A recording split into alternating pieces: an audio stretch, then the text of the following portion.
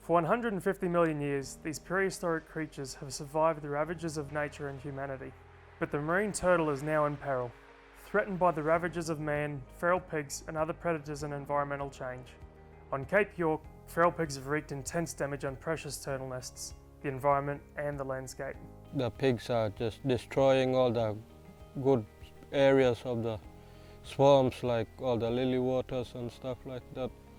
They're smashing it, and if we won't stop it, there will be nothing for our young generations. When they come out, there'll be nothing for them. It's not just Cape York that suffers.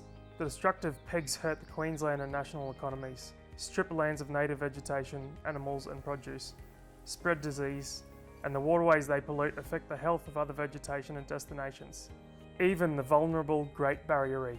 They're wrecking our swamps and roads.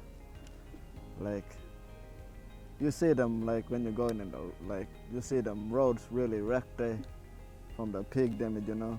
But thanks to a unique Australian-first partnership that aims to eradicate and control the menace, help is at hand. Cape York Indigenous Rangers and Balkanu Cape York Development Corporation partnered with scientists at CSIRO to find ways to contain the feral scourge. At each of the sites, we are using drones, eDNA, limnology, so all of the freshwater biodiversity, the fish, the eels, the bugs. We're doing terrestrial vertebrates, birds, frogs, reptiles, mammals, and terrestrial invertebrates, all of the bugs and insects on the land. The vulnerable marine turtle, particularly the endangered olive ridley and flatback species on Cape York, are big winners of this groundbreaking collaboration. It's been changed since I started working as a ranger.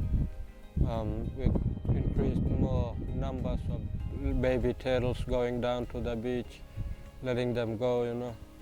Before it was not much used to make it down because the pig used to just damage every nest. The project had a number of arms: data collection, paired lagoon fencing and aerial shooting methods. A costly short-term fix that adds to ecological and environmental problems. The most exciting part of the 5-year project is the spit fencing, the first of its kind in Australia. 2.5 kilometres of fencing provides 19 kilometres of nesting refuge. That's up to 15,000 hatchlings a year that can be saved. We've demonstrated in this project 100% predation on threatened and endangered species of marine turtles without intervention. And we've also, the best thing about it, we've demonstrated impact with intervention that we can actually save the turtles. Indigenous rangers are the backbone of the partnership. They provide cultural and environmental knowledge, learn skills, maintain their connection with country, and in time will run the projects providing jobs and economic security. We're trying to do this by empowering people on the ground. So being led by the two groups, APN and Cullen, to do this work, not coming in and setting an agenda, but working within the aspirations and the requirements of those two groups. I think the TOs managing pigs on country is extremely important because it focuses on the areas that they actually see for themselves which are the most damaged. You know, they know where there's a sand ridge or there's not much damage that they're not going to focus any energy there, but when there's a crossing that is completely decimated and they can't cross it for the next couple of years, of course they're going to try and get into them there because obviously they're operational. But this great work will be as threatened as the baby turtles if funding dries up. So if funding isn't maintained, we'd essentially go backwards to where we were before all the programs started. So the great work that's been done in terms of reducing impacts would just go out the door. These projects really rely on continuous funding. As soon as the funding stops, we don't have funding to keep doing the work.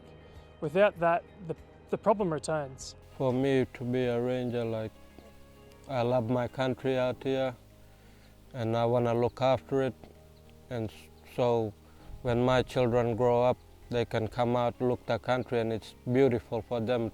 The best of science met the heart of Indigenous knowledge and skills in this exceptional partnership. The health of Australia's natural environment and native species and the future of Indigenous Australians rely on these unique and vital projects continuing.